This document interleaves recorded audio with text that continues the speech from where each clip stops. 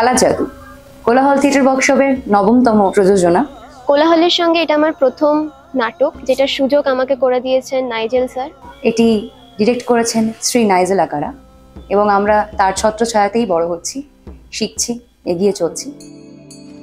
কোলাহল থিয়েটার ওয়ার্কশপের 9ম উপস্থাপনা কালা জাদু, এক অন্তর্ভুক্তিমূলক নাটক যেখানে অংশগ্রহণ করেছে অ্যাসিড আক্রমণের শিকার নারীরা, অটিস্টিক ও বিশেষ চাহিদা সম্পন্ন তরুণ তরুণীরা এবং কোলাহলের অভিনেতারা।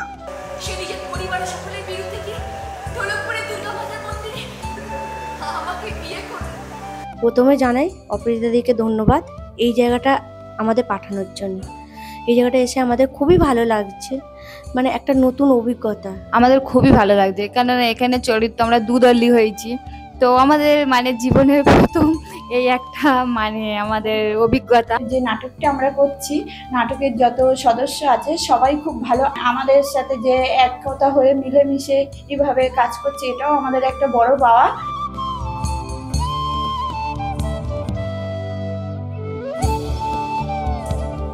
কোলাহলের সঙ্গে যুক্ত হয়েছি অল্প কিছুদিন হলো।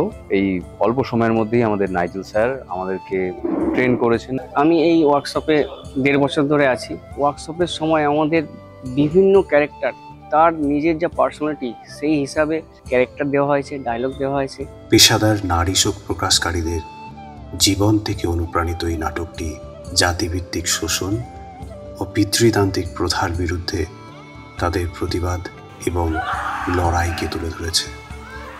খুবই অল্প টাইমে আমরা একটা খুবই কাছের বন্ধুর মতো হয়ে গেছি সবাই একসাথে।